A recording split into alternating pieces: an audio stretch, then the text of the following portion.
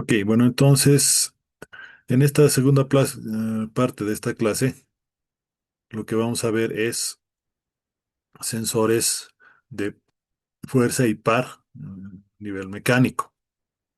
A ver, esto, mire por este lado. Ahí. Entonces, ¿qué es lo que tendríamos que tomar en cuenta? Son análisis y aplicaciones en tecnología sensorial, ¿no? Entonces, la percepción de fuerza y par lo vamos a ver en esta segunda parte, según la siguiente agenda, ¿no? Vamos a ver lo que sería la introducción, lo que es la percepción de la fuerza y el par, acondicionamiento y compensación en sensores de fuerza, mediciones y cómo podemos aplicar y manejar errores ahí, ¿no? Entonces, cuando hablamos de sensores de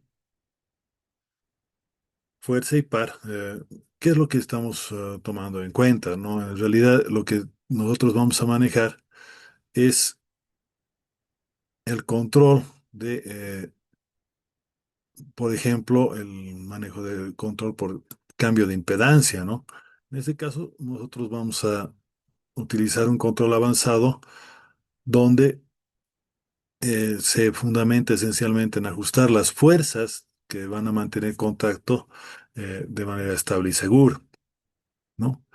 Eh, Nosotros tenemos que tomar en cuenta entonces un cambio de cinemática simplemente, como estamos viendo en los sensores anteriores, a la parte ya dinámica, ¿no? Donde el control pasa de movimientos simples a interacción como tal en el entorno. Y vamos a tener que utilizar transductores por deformación, ¿no? Es decir, sensores que van a detectar fuerzas mediante cambios en la elasticidad misma del material, ¿no? Entonces, bajo esta con convicciones que nosotros vamos a manejar el cambio de impedancia para tomar en cuenta lo que sería la fuerza, ¿no? Entonces, para poder medir directamente, nosotros tenemos que recordar una una ley fundamental de la fuerza, ¿no? Que va a describir la relación entre tensión y deformación en materiales elásticos, ¿no? Siempre es la memoria frágil. Voy a irme otra vez a nuestra pizarrita Word. Voy a saltar toda esta parte de acá, ¿no? Y aquí voy a poner un grafiquito para hacer recuerdo un poquito de lo que es la ley de Hooke, ¿no? Entonces, ¿qué es lo que nosotros vemos en la ley de Hooke? Esencialmente lo que va a tener una relación entre lo que sería, por ejemplo,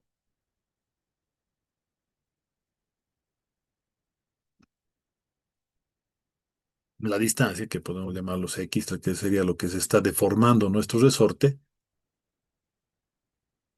versus lo que sería la fuerza. Pues aquí tendríamos la fuerza versus distancia. ¿Y qué nos decía Hooke? Que esta relación es directamente proporcional, ¿no? Entonces, esta, bueno, lo pondremos de otro colorcito,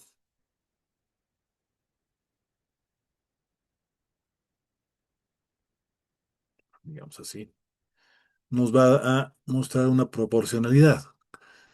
¿Y cuál iba a ser nuestro factor de proporcionalidad ahí?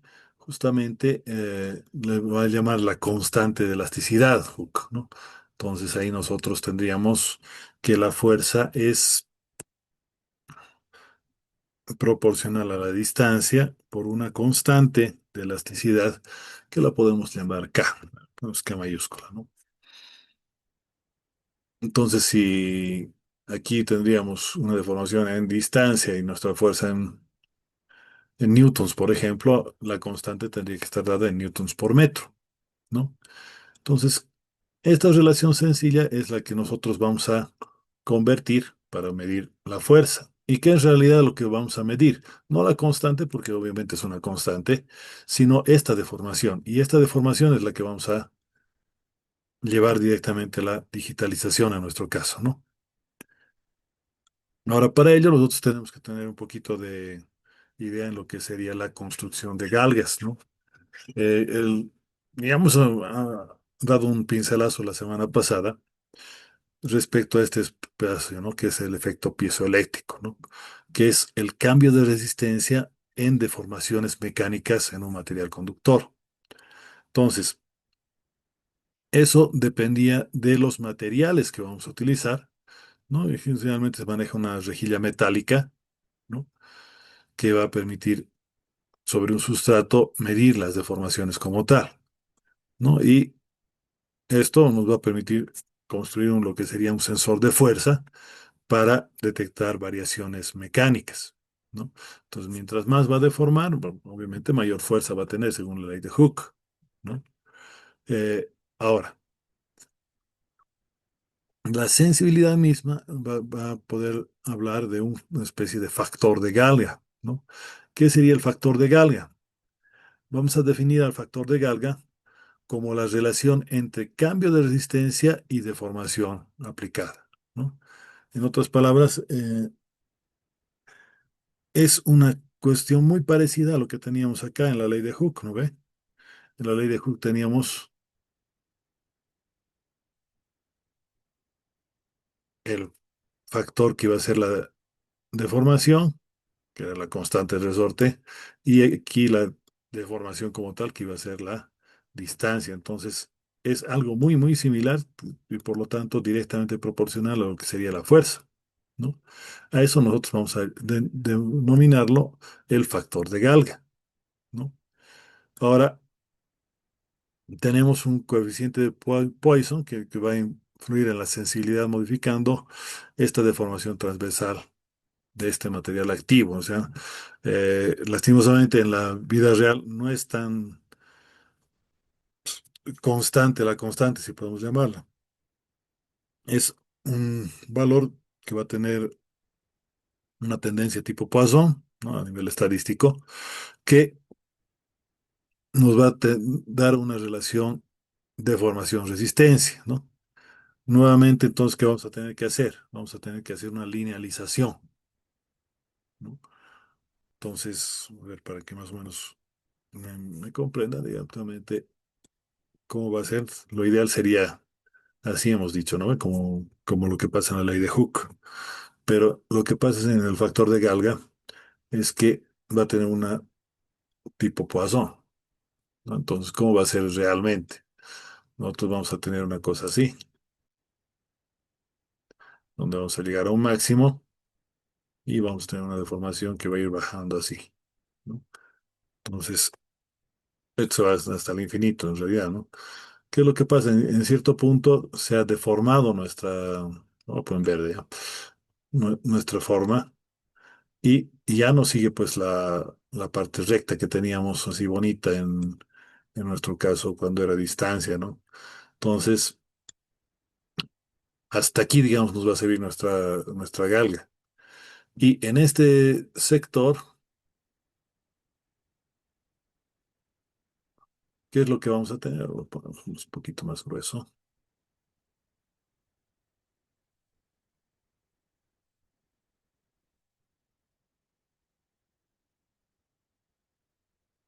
En este sector ya tenemos lo que sería el coeficiente de Poisson que tendríamos que manejar el error, ¿no? Pero no podemos llevarlo hasta el infinito, sino tendríamos que dejarlo hasta cierto punto, ¿no?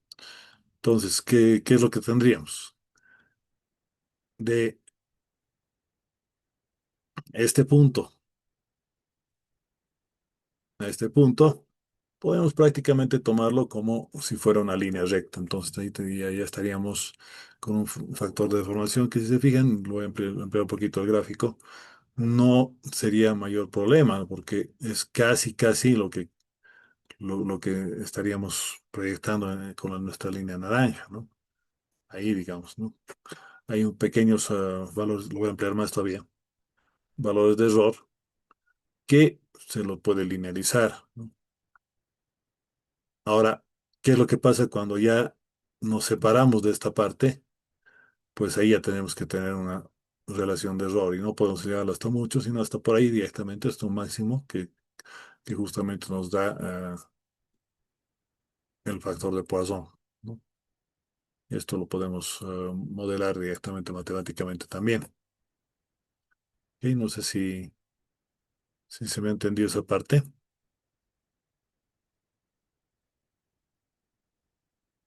Me dan un like si es que se ha entendido.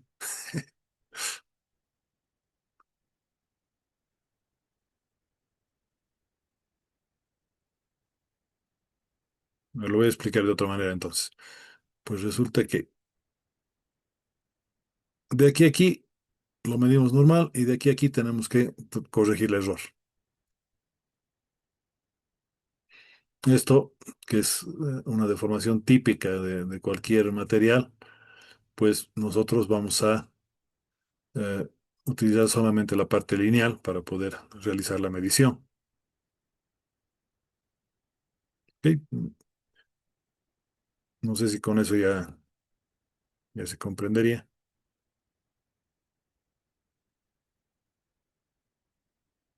Ok, ya, Luis ha entendido. Nadal también entendió, Porfirio, obviamente, porque él maneja día a día. Entonces, tenemos que trabajar en otras palabras, poniéndolo en facilito, con sensores en su zona lineal, ¿no? Ahora, ¿qué tenemos que realizar para que se maneje en forma lineal? Tenemos que acondicionar y compensar con los sensores de fuerza, ¿no?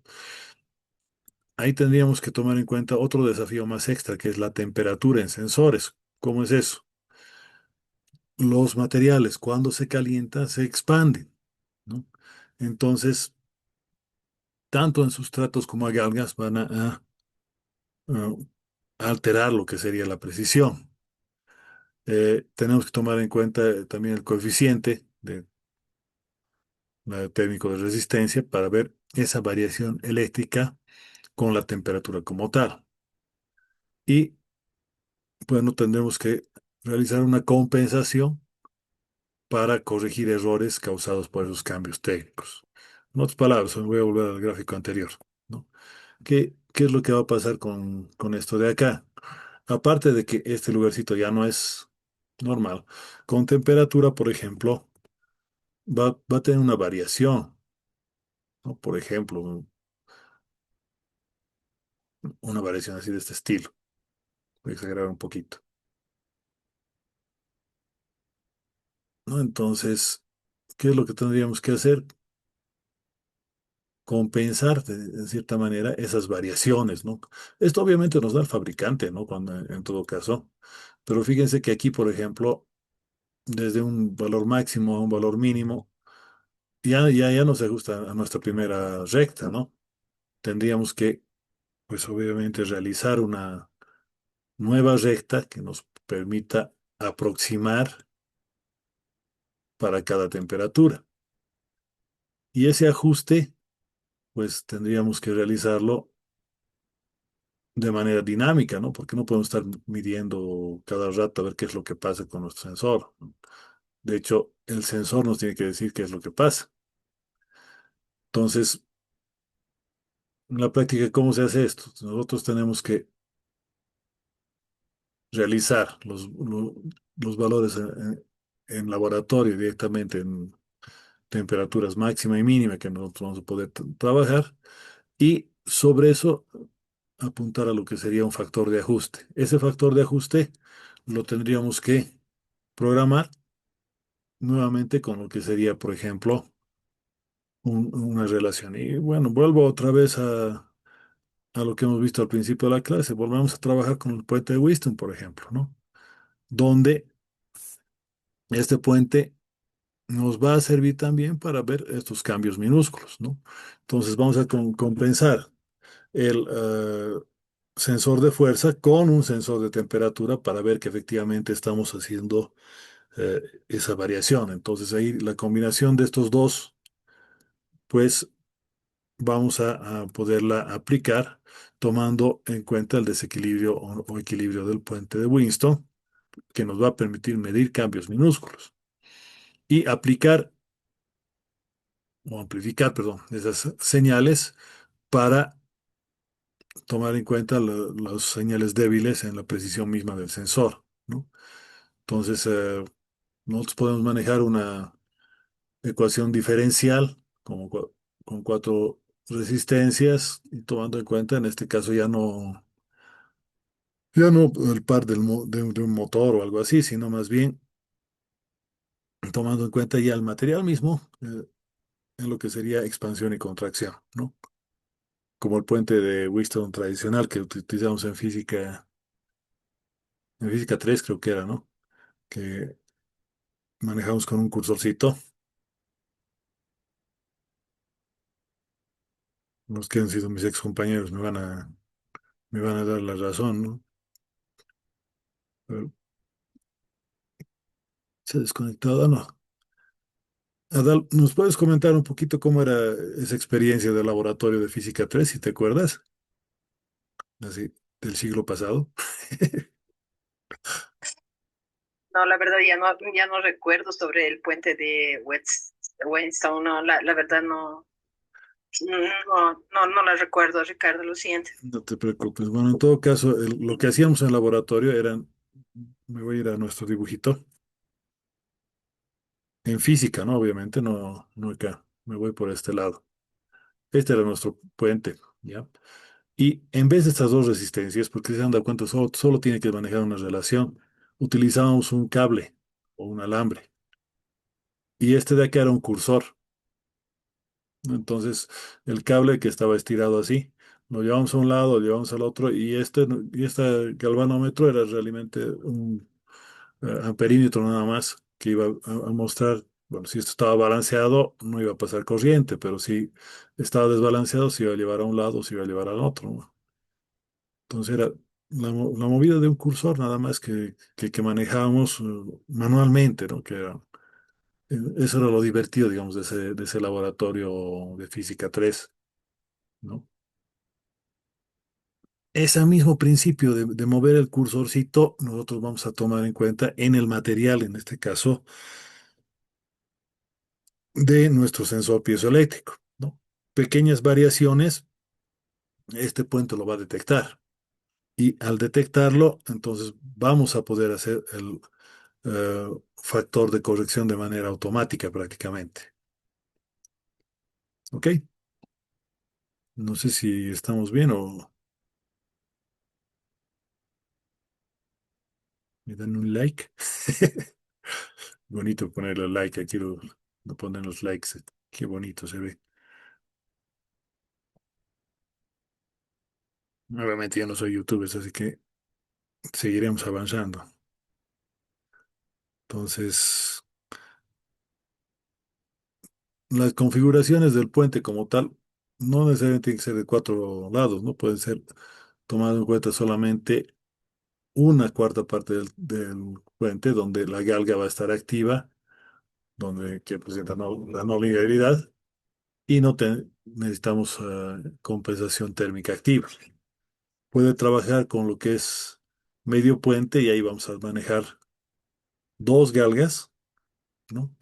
Con esa compensación térmica que les decía hace un momento, lo cual va a mejorar lo que es la linealidad como tal del sistema y por lo tanto la estabilidad del sensor. Y bueno, también podemos tener un puente completo, es decir, que en vez de las resistencias de arriba las pongamos otras dos galgas más. Entonces hablamos de cuatro galgas que estarían con una máxima sensibilidad y una compensación más completa, lo que sería la parte térmica del sistema, ¿no? Entonces, puedes ponerla en una, en dos o en cuatro lados del puente de Winston. Y tendríamos que tomar en cuenta lo que sería el diseño mismo entonces de lo que sería las celdas de carga. Entonces, ¿cuál sería una arquitectura común? Manejar lo que serían, por ejemplo, vigas de celdas de cortadura y columnas con estructuras elásticas, ¿no? Por ejemplo, en los casos de los sensores de fuerza que estamos hablando ahorita. Según el esfuerzo que vamos a realizar, también tendríamos que tomar en cuenta la capacidad y el tipo de esfuerzo de cada sensor.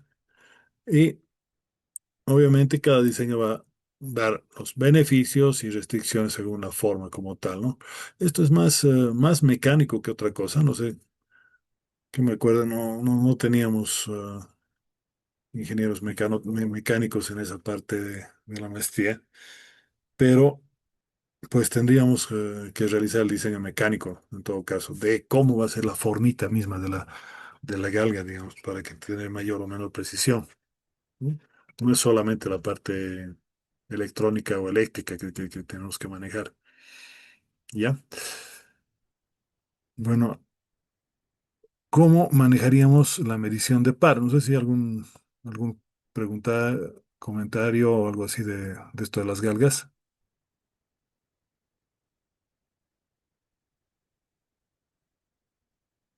No hay. Ya se han desconectado otro. Le estoy aburriendo, creo. Pasamos entonces a lo que serían sensores de par de tensión. ¿Cuál sería el esfuerzo cortante? El esfuerzo cortante se va a realizar en ejes circulares y vamos a tener una fórmula específica para ese esfuerzo.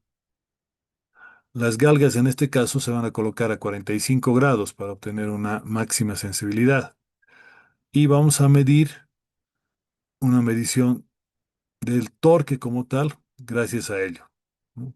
Entonces nosotros vamos a poder medir gracias al esfuerzo cortante, ¿no? Parecido a lo que teníamos en los sensores de fuerza, pero en este caso ya no vamos a medir lo que sería la fuerza, sino el momento. Pero no nos asustemos mucho. Me voy otra vez acá. Miren, cuando nosotros queremos medir, voy a saltarme a otra pizarrita. Cuando queremos medir el momento, ¿qué es el momento? Voy a poner acá, digamos, un punto y me voy a poner aquí una viga, digamos. Digamos que esto apoyamos. En realidad esto también nos sirve para cualquier otra cosa, no solamente para vigas, ¿ya? Entonces, ¿qué era nuestro momentum? ¿No? Yo tengo una distancia desde el punto de apoyo y esa distancia voy a tener un esfuerzo. Entonces, la multiplicación de estos dos vectores, ¿no? Del perpendicular obviamente, eso iba a ser nuestro momento. Entonces, si nosotros vamos a medir a una distancia X constante,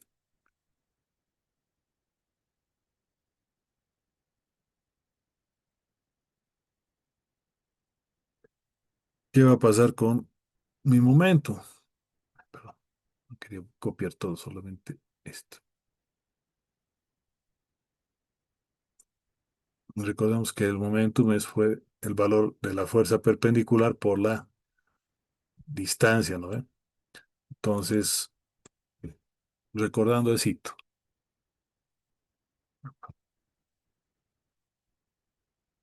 si el momentum de una fuerza es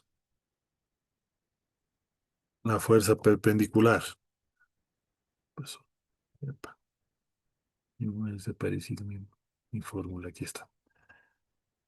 La fuerza por lo que sería la distancia, y tomamos esta X como constante, porque vamos a medir siempre en el mismo lugar, entonces vamos a medir el momentum de manera directamente proporcional a esta fuerza, ¿no? O sea, cambia la fuerza y el momentum va a cambiar. Es de esta manera que, como ya tenemos la deformación de las galgas que teníamos en los medidores de fuerza, este medidor de fuerza lo vamos a trasladar acá y prácticamente lo que vamos a tener es la deformación. Ya no esta X de la distancia, sino esta X de acá va a ser la X de la deformación misma eh, del sensor como tal, ¿no? Entonces ahí vamos a poder medir ya no solamente la fuerza, sino también lo que sería el torque, ¿no? Entonces, esa sería, digamos, la tecnología que estaríamos utilizando. Y como verán, no es matemática muy complicada tampoco, ¿no? Entonces, Cuando ya hablamos de ejes rotativos, no podemos tener un sensor que esté colado ahí. Va a haber deformaciones, ¿no?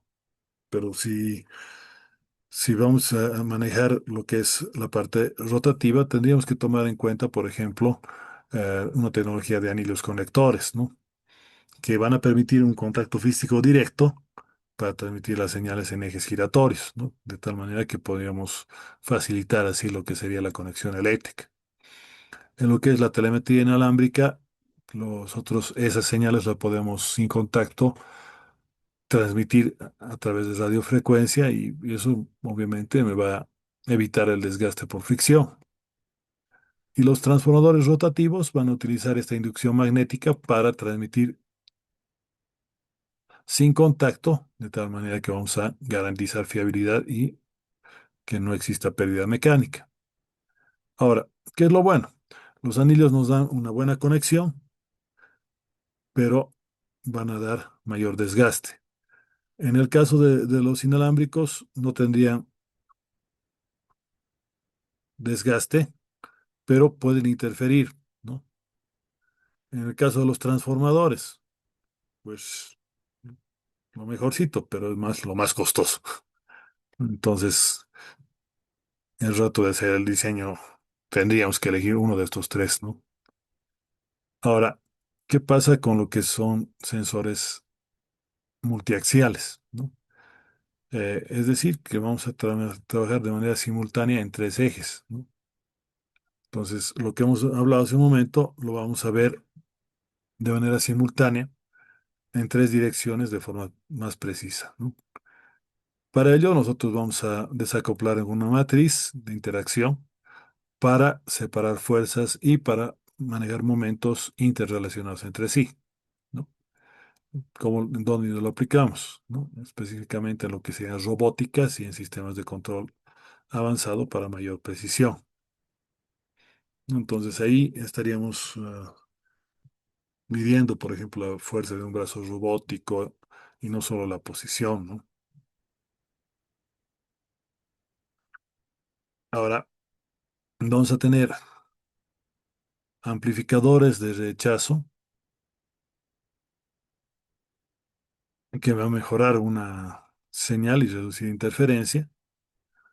Si nosotros tomamos en cuenta el acondicionamiento, vamos a tener una mejor señal, una señal más limpia, más precisa y más confiable, ¿no? Entonces, para ello tenemos que hacer un filtrado específicamente, por ejemplo, de lo que son ruidos eléctricos de 50 y 60 hercios y de esa manera proteger la precisión, ¿no? Vamos a tener señales mayor precisión de ese lado, ¿no? Ahora, en lo que son sensores de fuerza, el uso futuro y las aplicaciones, por ejemplo, se mide lo que sería el control de tensión en bandas, ¿no? Que evitan daños y aseguran calidad continua de la producción virtual. Eh, Pesaje en tanques y silos, por ejemplo, donde se va a medir el peso a través de celdas de carga para un control preciso de materiales almacenados. Y en el caso, por ejemplo, podemos tener en papelería y alimentos para optimizar procesos y garantizar eficiencia productiva. Por otro lado, tendríamos, por ejemplo, la caracterización como tal de cada uno de los sensores. Eh, no nos podemos escapar de la histéresis y el clip, que son materiales que van a afectar la precisión. Ah, como estamos realizando transmisión, vamos a tener lo que es el ruido de crosstalk, ¿no? Que son interferencias que se van a dar por lo que en telefonía se llama, por ejemplo, diafonía, ¿no? La cruzada que es. No sé, los que son un poco más mayorcitos se van a acordar cuando llovía, por ejemplo, y teníamos líneas analógicas, se escuchaba unas conversaciones de fondo a veces, ¿no? ¿Y eso por qué era? Porque cuando estaba mojado era más fácil que se pase el ruido magnético, ¿no? Y se induzca a través de lo que estaba hablando en otro par telefónico, en el par que estamos utilizando, la conversación de otra. Claro, de ahí es que sale el nombre de crosstalk, ¿no? De el ruido de diafonía, que inicialmente se veía solamente en telefonía. Esto mismo podemos analizar en el caso de los sensores industriales que van a ser afectados en algún caso por ruidos generados por otros ejes, ¿no? Ahora, el impacto, pues obviamente va a afectar la precisión y se va a utilizar modelos específicamente matemáticos para poder corregir este tipo de aspectos, ¿no? Ahora, ¿a qué cosa estamos apuntando? A sensores piezoeléctricos más sensibles que van a utilizar polímetros que cambian la resistencia, específicamente para lo que es piel artificial, por ejemplo. Interacción con actuadores que van a combinar sensores flexibles con actuadores elásticos para mejorar adaptación y sensibilidad, ¿no? Sensores en serie. Y está aplicado en robótica y biomecánica que van a permitir avances en robots avanzados y en dispositivos biomecánicos más precisos y más adaptativos. Ahora bien, ¿dónde es más relevante este tipo de sensores? En control robótico, ¿no? Donde la percepción de la fuerza es clave para poder mejorar la precisión y respuesta de robots específicamente industriales, ¿no? Aunque también se los puede aplicar en robots de ocio, pero bueno, eso ya es cuestión de presupuesto, ¿no? Ya lo utilizan más que nada para investigar y ese tipo de cosas, ¿no? A ver, el reto más grave que me creo para mano robótica es que pueda alzar un huevo y dejarlo al otro lado sin que se rompa. Pero para eso tenemos que manejar lo que es la precisión en el agarre del robotcito, ¿no? Del brazo. Entonces, esa percepción de fuerza requiere lo que sería un progreso en el acondicionamiento, ¿no? Y se puede compensar errores y mejorar la calidad de señal de estas, ¿no? Entonces, la innovación continua, pues vital para aplicaciones médicas, para aplicaciones industriales avanzadas, y otros aspectos también, ¿no? Que seguramente cada vez vamos a estar más en el día a día con estos tipos de sensores, ¿no? Si no tenemos alguna preguntita, hasta ahí sería la teoría de hoy. Tengo preparado también como cada vez un tallercito. Se me voy a pasar por acá por el WhatsApp también el documento, que es chiquitito, la guía, para los que no puedan descargarlo de la plataforma. ¿Dónde está mi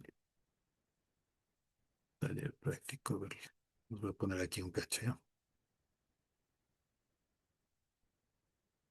Taller práctico es este es.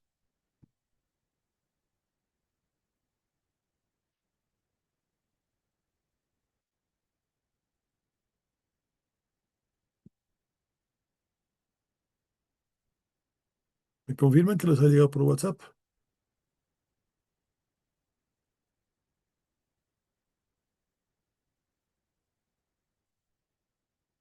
Ok, gracias. Entonces, vamos a hacer de la siguiente manera, ¿no? Para la clase de... Ah, eso tenía que preguntarles y lo voy a dejar grabado por si acaso. Eh, yo sé que varios han salido ya, pero quedaremos de acuerdo del viernes. El viernes, ustedes saben que lo han modificado. El gobierno ha dicho que es feriado, ¿no?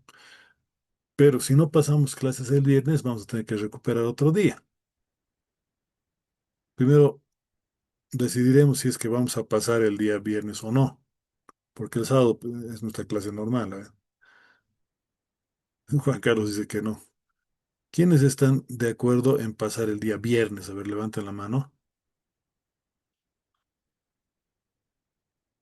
Ya nadie levantó la mano.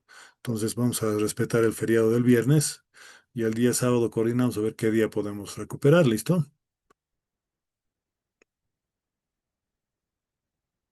Perfecto. Entonces quedamos en eso.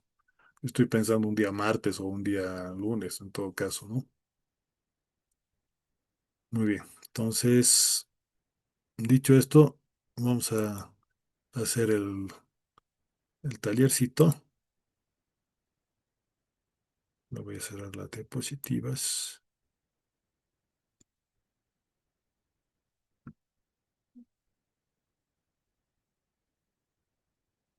Ahí no está todavía procesando. Ya, ya debe estar. Ya está la primera parte renderizada. Obviamente, cuando acabemos, recién vamos a grabar, ¿no? Eh, ¿Dónde está nuestra? No, esta no es. Taller práctica. ¿Dónde es esta? Sale en otra ventana, mira. Es lo malo de utilizar varios monitores. Ya, lo que voy a hacer es, a ver, vamos a cambiar, ¿no? Lo voy a cambiar. MATLAB voy a abrir. ¿Y qué es lo que queremos observar acá, no? Eh, Vamos a utilizar, por ejemplo, lo que sería el manejo de desacoplamiento y calibración de sensores de fuerza, ¿no? Entonces vamos a trabajar con esta funcioncita eh,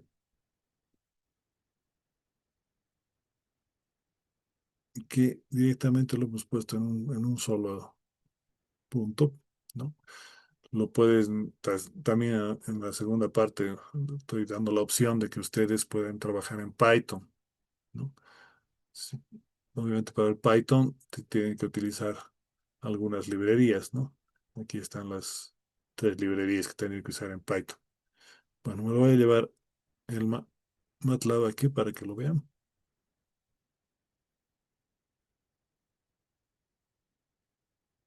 Pues,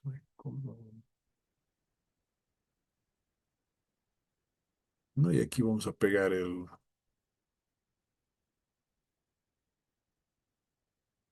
entonces,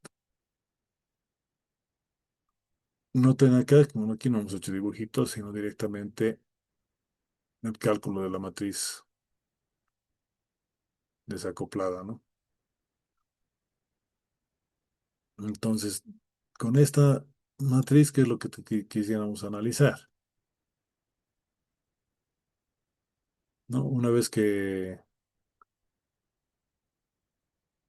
calculen, bueno, nosotros vamos a poder cambiar, si ustedes gustan, la última, y ahí podemos ver directamente cómo van variando estos coeficientes de acuerdo a la carga, ¿no? Entonces, ¿qué es lo que quisiéramos ver? Aquí atrás está, ¿no?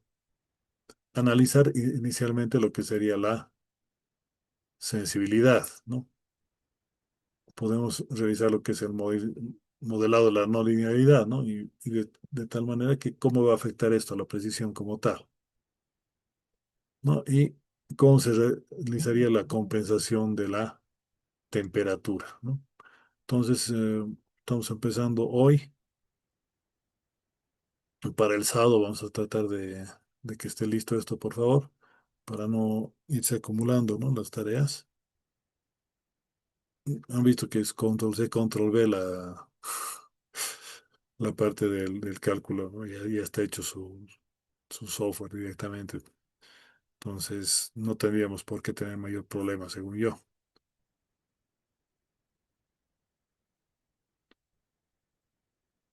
¿Ok?